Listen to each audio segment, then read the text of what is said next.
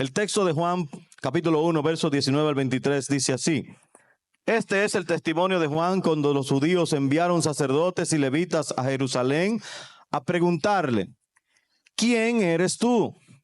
Y él confesó, no negó: yo no soy el Cristo.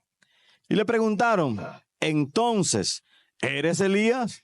Él dijo: no soy. ¿Eres el profeta? Y él respondió: no. Entonces le dijeron: ¿quién eres? Para que podamos dar respuesta a los que nos enviaron. ¿Qué dices de ti mismo? Y él dijo: yo soy la voz del que clama en el desierto. Enderezad el camino del Señor, como dijo el profeta Isaías. Hoy queremos predicar bajo el tema un paradigma para el ministerio. O sea, un modelo de un ministerio o del comportamiento o de lo que debe de ser el norte, lo importante en un ministerio cristiano, como persona y como comunidad, como lo que somos. Quisiera comenzar esto haciendo una anécdota sobre un gran director de banda llamado Arturo Toscani. Este señor, un director famoso de una banda sinfónica, estaba dando un espectáculo, tocando lo que muchos conocemos como la sinfonía o la novena sinfonía de Beethoven. Magistralmente, él dirige aquella obra y al final de todo, al concluir, hubo una algarabía de aplausos, de víctores. El público se paró de pie, aplaudió, silbó, lo alabó. Inclusive dicen muchos que sonaron hasta los pies de la emoción tan grande que le dio al público ver aquella tremenda participación y exposición y dirección de lo que es la novena sinfonía de Beethoven. Toscani, como sabemos, los directores están de espalda al público. Toscani se da la vuelta y luego mira a su público y mira a su orquesta y con sus manos hace una seña para que guardasen silencio. Cuando el público, luego de aquella algarabía, guarda silencio y se tranquiliza, él le dice: caballeros, caballeros, yo, dice Toscani, yo no soy nada. Señala a su orquesta y dice: tampoco la orquesta es nada. La orquesta no es nada. Y luego señala al público y le dice: ustedes también son nada. Beethoven, quien compuso aquella novena sinfonía, lo es todo, dice él. ¿Y por qué hago esta anécdota? Porque hoy quiero decirle, hermanos, que esa es la actitud que necesita todo cristiano, apuntando a que nosotros no somos nada y dándole la gloria a aquel que lo es todo. Y debemos de decirle y gritar con nuestras actitudes y nuestra boca y nuestro pensamiento y nuestro corazón a todo el que nos pregunte: ¿usted es alguien? Decirle: no, no somos nada. Jesús lo es todo. Y esto es lo que Juan y todo aquel que proclame el nombre de Jesucristo debe de estar seguro de que las personas le quede claro que nosotros nada somos y que Jesús lo es el todo para todos. En este mundo muertos en pecado, se necesita de un gran Salvador y de un Señor que lo vivifique. Pero antes de que esto suceda, cada predicador, cada cristiano debe de comprometerse a ser un claro testigo de la prioridad, la necesidad y la supereminencia de nuestro Señor Jesús. Hoy el mundo está envuelto en una individualidad. Nos hemos vuelto presos de nuestros celulares. Nos hemos vuelto prestos o esclavos de nuestros éxitos, de nuestras metas personales. Aún dentro del pueblo cristiano, muchos ministros y pastores se han vuelto presa de su éxito. Pero debemos nosotros hoy en día de aplicar y estar conscientes de que debemos de reflejar el espíritu y la humildad y la vida de Juan el Bautista. ¿Cuál era la visión de Juan? Una sola: bautizar personas para ser limpiadas de sus pecados. Toda clase de hebreo, alto, rico, pobre, sacerdote, no sacerdote, de cualquier tribu que andaba ahí en los alrededores del Jordán, iba a donde Juan el Bautista para arrepentirse de sus pecados y ser bautizados por Juan el Bautista. El escritor de este evangelio nos está señalando en casi todos los versículos y capítulos de este evangelio de Juan, nos señalan a Jesús como Dios, como el Logos, como el Hijo de Dios. Y especifica en muchos pasajes que el que cree en él tendrá vida en su nombre. Pero en esta pequeña sección de los versículos 19 al 23, del Evangelio de Juan, el escritor nos presenta a Juan el Bautista. Y lo hace como el primer y formal testigo de Jesucristo. Y nos presenta a Juan con una prioridad única de anunciar la llegada del Mesías. ¿Y qué se dice de Juan en los evangelios? ¿Qué dijo Jesús acerca de él? Que era una figura noble y fue una figura histórica. ¿Y por qué? Porque se sabe que durante 400 años hubo un silencio, no hubo un profeta en la tierra de Jerusalén. Dios estaba callado y de la nada aparece aquel hombre extraño llamando a la gente en arrepentimiento, haciendo que los preparativos para que las personas pudieran recibir el Mesías. Él representa el último de los profetas del Antiguo Testamento, pero representa también el primer predicador del Nuevo Testamento, el primer predicador del Evangelio.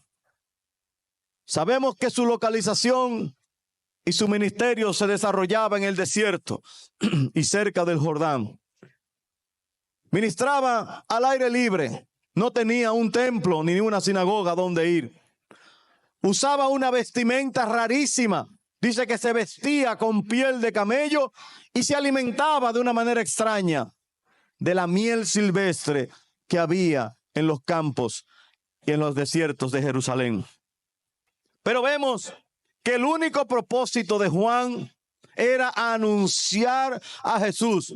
Y sabemos que ese propósito de anunciar al Mesías le costó la vida a Juan, porque fue preso por predicar el arrepentimiento y la limpieza espiritual interior para que todos aquellos pudieran recibir al Mesías.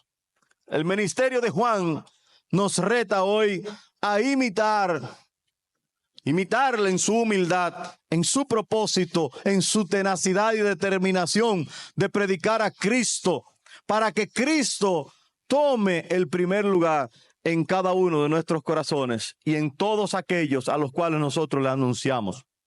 El ministerio de Juan nos muestra cuál es el ejemplo de un verdadero ministro al servicio de Cristo y lo que significa ser un predicador fiel acerca de Jesús y su palabra. Lo que hoy te digo es que cuando entiendas tus limitaciones, vas a entender cuál es el propósito en tu vida Y eso te llevará a una sola cosa: a testificar fielmente de quién es Cristo. Y eso es lo que vamos a ver en 2 puntos desarrollados a través de este texto. Y lo primero que hacemos y vemos en los versículos 19 al 22 es que Juan enfrentó las preguntas con honestidad y declaró su propósito.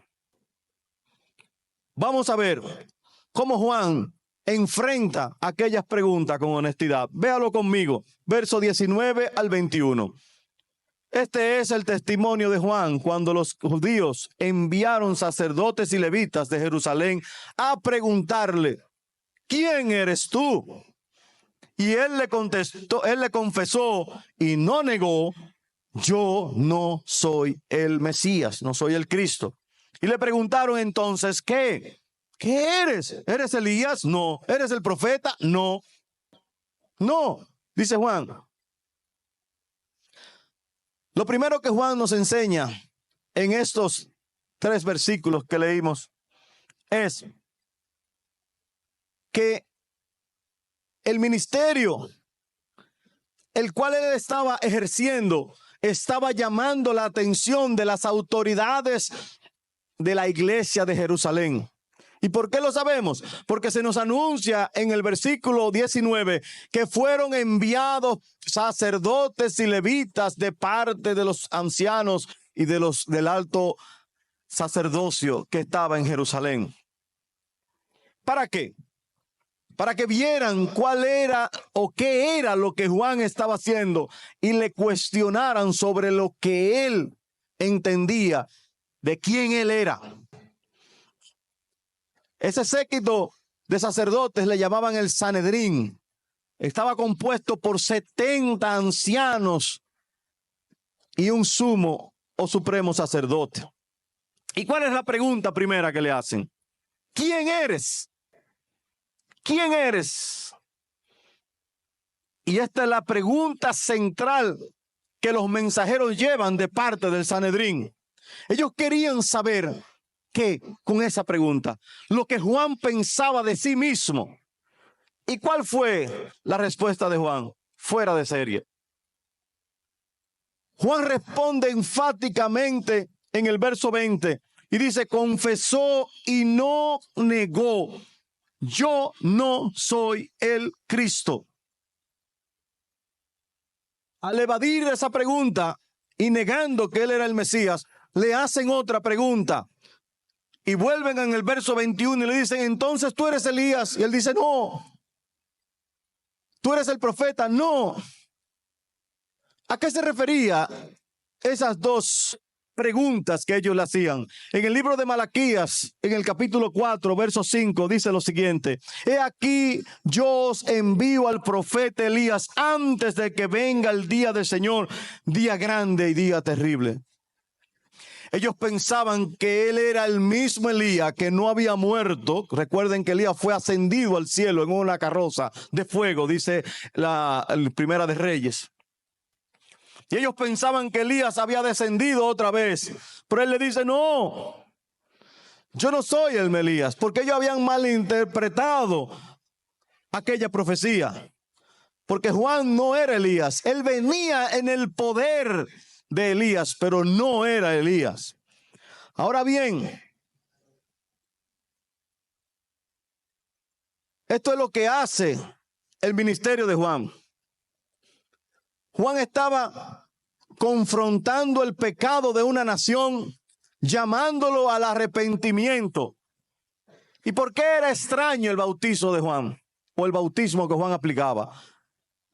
Los judíos, si usted era un gentil, dígase un no judío, y quería pertenecer a la secta judía, usted tenía que pasar por un ritual bautismal, tenía que lavarse con 7 cubetas o 7 envases de agua para usted hacer un ritual de purificación, luego circuncidarse y guardar la ley. Entonces Juan le está diciendo a aquellos judíos que ya habían nacido como judíos, que ya habían sido circuncidados como judíos, que tenían que bautizarse de nuevo, tenían que limpiarse y arrepentirse. Y ellos le dicen: pero nosotros no necesitamos eso, ya somos judíos. Pero Juan le decía, prepárense, arrepiéntanse, porque el Mesías está a la puerta y ya llegó. Y esto es lo que él le responde: yo no soy el Cristo. Pero también le dice, no soy Elías. Y vuelven y le preguntan, pero tú eres el profeta. ¿De dónde sale esa pregunta? Veámonos en Deuteronomio 18:15. Esa profecía se la da Dios a Moisés y le dice, un profeta de en medio de ti, de tus hermanos como yo, te levantará el Señor tu Dios, a él oír. Ellos querían saber si Juan en verdad era aquel profeta, si Juan era la persona a los cuales ellos debían de oír su palabra. Pero Juan es enfático nuevamente y le dice, no soy ese profeta. Pero hay algo importante luego en el verso 22. Ellos entonces se dicen, entonces si tú no eres el Mesías, si tú no eres Elías, no eres el profeta, ¿quién eres? ¿Qué dices de ti mismo? Ellos tenían una preocupación importante para saber quién era aquel hombre, quién era Juan. Juan, aquel hombre que estaba llamando la atención, que tenía un ministerio grandísimo de muchas personas que iban donde él. Y ellos querían saber quién era ese Juan. Juan se la responde en el verso 23. Y Juan le responde con mucha honestidad en el verso 23. Pero fíjense lo que Juan pudo haber dicho de sí mismo. Miren lo que Juan pudo haber dicho de sí mismo. Porque Juan no era cualquier persona. Juan le pudo haber dicho a ellos, yo soy un sacerdote igual que ustedes. Por mi sangre corre la tribu de Leví, que es la tribu de donde son sacerdotes. Él era hijo de Zacarías, un sacerdote al servicio del templo. Pudo haberle dicho eso, como muchos aquí cuando lo paran. Yo soy el hijo del diputado fulano. No, a Juan no le interesó eso. Pero también Juan pudo haberle dicho también, ¿saben que mi nacimiento fue milagroso? Que mi madre era estéril y Dios abrió la matriz de ella con el poder del Espíritu Santo y la embarazó de mi padre Zacarías para que naciera yo. Pero no le dijo eso tampoco. Pero Juan pudo haberle dicho también, como está escrito, que desde el vientre de su madre él fue lleno del Espíritu Santo. Lleno del Espíritu Santo.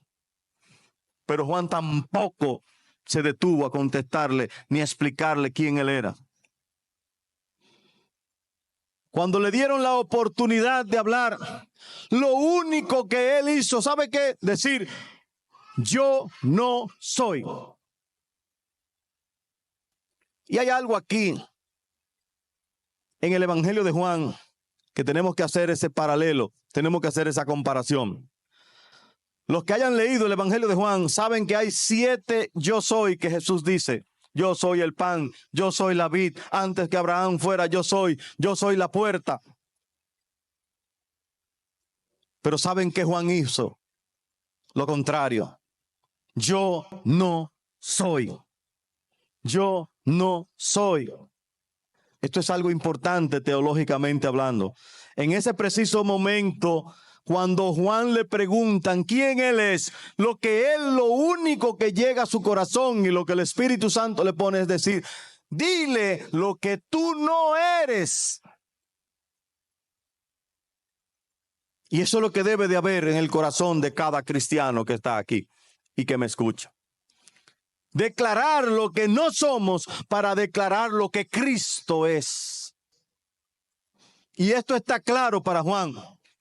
No puede haber una confusión en el corazón de Juan, ni puede haber una confusión en nuestros corazones. ¿Por qué? Porque el reino de los cielos solo hay 2 tipos de cosas.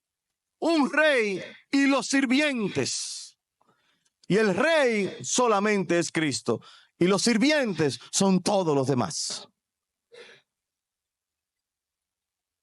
Es por eso que en segunda de Timoteo, capítulo 4, verso 2, se nos dice: predica la palabra, insiste a todo tiempo y fuera de tiempo, redarguye, reprende y exhorta con mucha paciencia e instrucción. Las personas lo único que necesitan es oír sobre la palabra viviente, y esa palabra, el Logos, es Cristo. Única y exclusivamente es de Él que tenemos que hablar, y de su amor hacia todos los pecadores. Y es aquí entonces que entramos al segundo punto. Y el segundo punto está en el verso 23. Vaya conmigo. Juan le responde quién Él es en el verso 23. Pero él cita un pasaje que está en Isaías 40, versos 3 al 5. Lo voy a leer por ustedes. En Isaías 40 dice: una voz clama, preparad en el desierto camino al Señor. Allanad en la soledad calzada para nuestro Dios. Todo valle sea elevado y bajado todo monte y collado. Vuélvanse llano el terreno escaboso y abrupto ancho valle. Entonces será revelada la gloria del Señor, y toda carne a una lo verá, pues la boca del Señor ha hablado. Esta profecía claramente expone nuestra condición de pecado y muerte espiritual. Debemos de estar preparados, debemos de enderezarnos nuestros caminos para recibir el Mesías. Aquí Juan expone su ministerio dejando ver su humildad. Y en consecuencia, Juan nos llama a ser lo que somos. Él no quiso ser más o menos de lo que fue. A él no le importó quién él era. Él se declara única y exclusivamente como la voz de uno que clama en el desierto. Uno que lo único que hace es proclamar la palabra viva y señalarles a las personas quién en verdad es importante y quién es el Mesías. Juan dice: yo soy una voz. Mi nombre no importa, es lo que le está diciendo a Juan a ellos. Mi fama tampoco importa. No importa mi nacimiento milagroso. No importa que estoy lleno del Espíritu Santo. No importa mi personalidad. Eso no es lo mejor. Lo único que necesitas oír es el mensaje de corrección y el llamado de arrepentimiento para que tu corazón sea cambiado y te inclines a Dios. Eso es lo que le importaba a Juan, su ministerio y su propósito. Juan está diciendo a ustedes, a aquellos que lo abordaron: ustedes vienen con preguntas delante de mí, quieren saber quién yo soy, pero eso no es lo importante. Yo solo estoy aquí para dar un mensaje a las personas, que es el arrepentimiento, y que se tornen hacia Dios y vean el único camino que hay para ser salvos. Aquel que lo va a bautizar con fuego, y ese es Cristo. Juan, en este evangelio,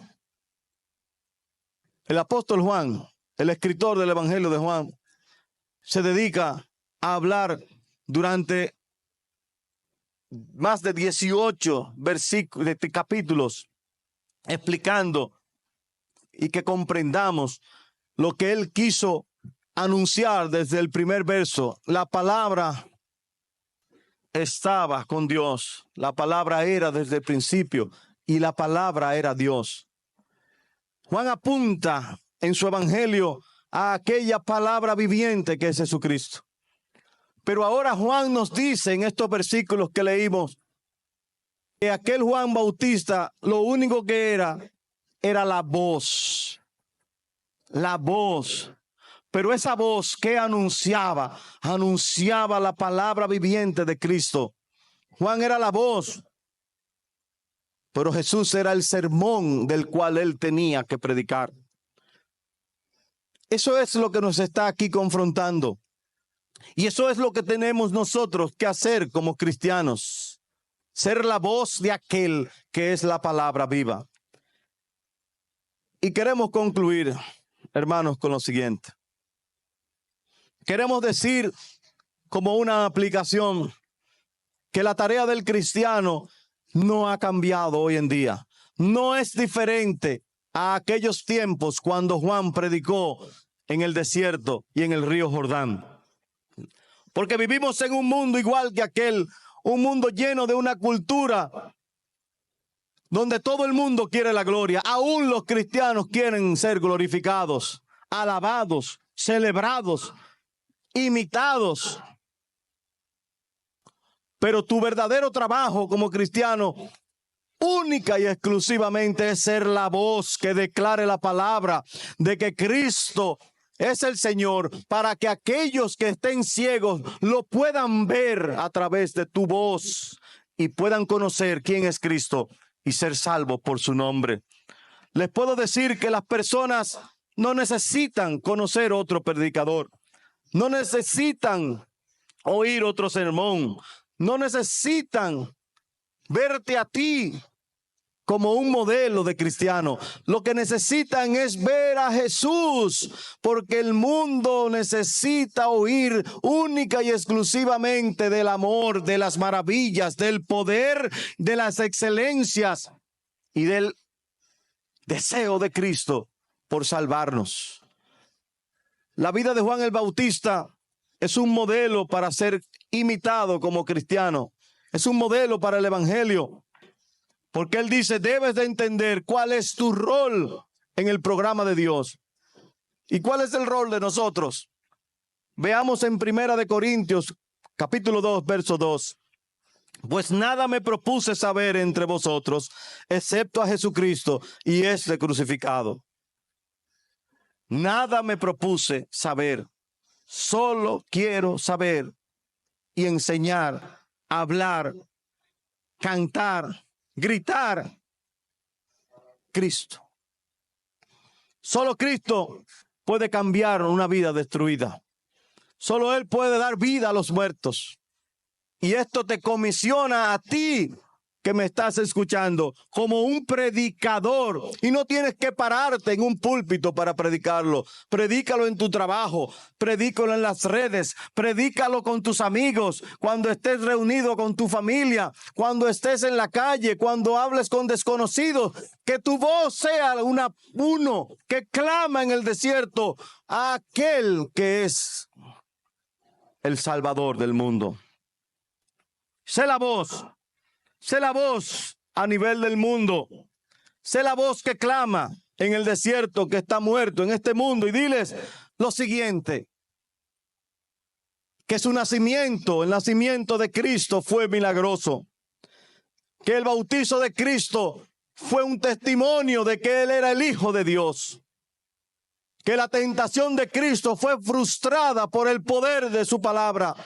Que su predicación fue con una autoridad excepcional. Que la vida de Cristo fue impecable y pura y perfecta.